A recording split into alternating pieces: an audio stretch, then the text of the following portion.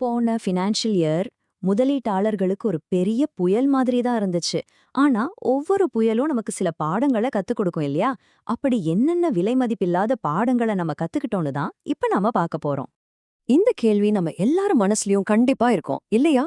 ஒரு பக்கம் சில ஸ்டாக்ஸ் பயங்கரமா அடி வாங்குது, ஆனா இன்னொரு பக்கம் தங்கம் மாதிரி சில சொத்துக்கள் வரலாறு காணாத உச்சத்துல இருக்கு.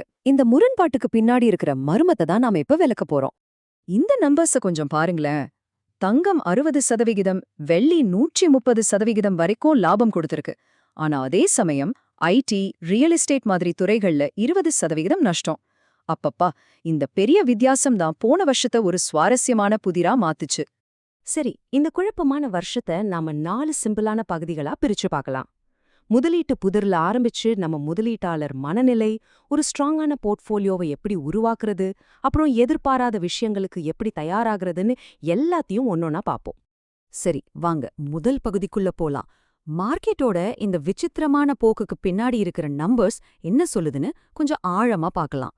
இந்த சார்ட் கதைய ரொம்ப தெளிவா சொல்லுது பாருங்க.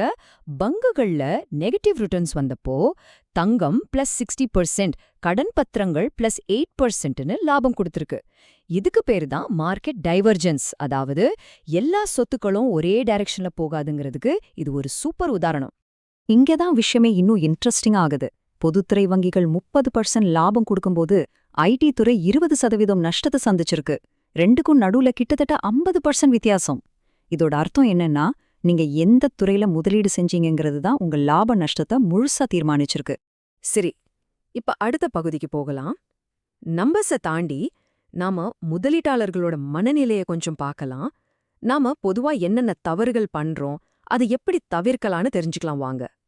இத ரீட்டெயில் டிராப்னு சொல்லுவாங்க. சிம்பிளா சொல்லணும்னா, ஒரு சொத்தோட விலை உச்சத்தை தொட்டு அத பத்தி எல்லாரும் பேச ஆரம்பிச்சதுக்கு அப்புறமா போய் வாங்குறது. உதாரணத்துக்கு, போன ஜனவரியில தங்கம் உச்சத்துல இருந்தப்போதான் அதுல அதிகமான முதலீடுகள் வந்துச்சு. இது ஒரு கிளாசிக் மிஸ்டேக். இந்த கோட் அதுதான் அழகா சொல்லுது. ஒரு விஷயத்த பத்தி எல்லாரும் பேச ஆரம்பிக்கும்போது அதுல ஈஸியா பணம் சம்பாதிக்கிற வாய்ப்பு பெரும்பாலும் முடிஞ்சு போயிருக்கும். அதனால நியூஸ பார்த்துட்டு முதலீடு செய்யாதீங்க. நிஃப்டியோட இந்த 26 வருஷ பயணத்தை பாருங்க. நடுவுல எவ்ளோ ஏற்ற இறக்கங்கள், நிதி நெருக்கடி, பணமதிப்பிழப்பு, கோவிட் சரிவுன்னு பல விஷயங்கள் நடந்திருக்கு. ஆனாலும் நீண்ட காலத்துல அதோட பயணம் வளர்ச்சி நோக்கியே இருந்திருக்கு. இது அடுத்த முக்கியமான பாடத்துக்கு நம்மள கூட்டிட்டு போகுது. மார்க்கெட்டை கணிக்க முயற்சி பண்றதுக்கு நீங்க கொடுக்கற விலை இதுதான். யோசிச்சு பாருங்க, இந்த 26 வருஷத்துல வெறும் 15 பெஸ்ட் நாட்களை நீங்க மிஸ் பண்ணிருந்தா போதும், உங்க 3 கோடி ரூபாய் போர்ட்ஃபோலியோ வெறும் 1 கோடியா குறைஞ்சிருக்கும். அதாவது 3ல 2 பங்கு காலி. நம்பவே முடியல இல்லையா? அப்போ இதிலிருந்து நம்ம கத்துக்க வேண்டிய மிக முக்கியமான பாடம் என்னன்னா, மார்க்கெட்டோட ஏற்ற இறக்கத்தை கணிக்க முயற்சி பண்றதை விட தொடர்ந்து முதலீடு செய்யறது, அதாவது உங்க எஸ்ஐபியை நிறுத்தாம ரன் பண்றதுதான் புத்திசாலித்தனம். சரி, இதெல்லாம் ஓகே.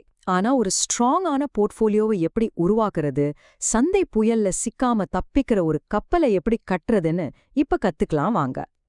இப்போ ஒரு முதலீட்டாளர் இருக்காருன்னு வச்சுக்கோங்களேன்.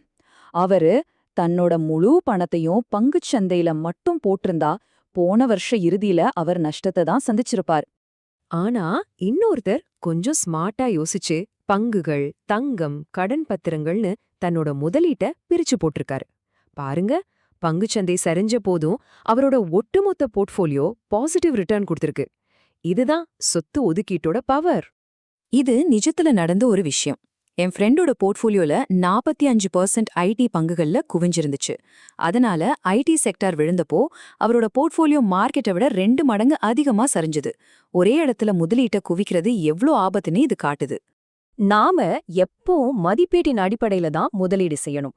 போன வருஷம் நல்லா பெர்ஃபார்ம் பண்ண மெட்டல்ஸ் துறை இப்ப ரொம்ப காஸ்ட்லியா இருக்கலாம். ஆனா சரியா பெர்ஃபார்ம் பண்ணாத பேங்கிங் துறை இப்ப ஒரு நல்ல விலையில கிடைக்கலாம்.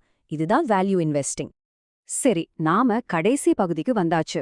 முதலீடு மட்டும் முக்கியமல்ல, எதிர்பாராத அதிர்ச்சிகளுக்கு நாம எப்படி தயாராகிறது, நம்ம நிதி பாதுகாப்பை எப்படி உறுதி பண்றதுன்னு இப்ப பார்க்கலாம். ஜஸ்ட் யோசிச்சு பாருங்க. ஒரே ஒரு மெயில் உங்கள வேலைய விட்டு தூக்கியாச்சு. மார்ச் 31ஆம் தேதி ஒரே நாள்ல 30,000 பேருக்கு இதுதான் நடந்துச்சு.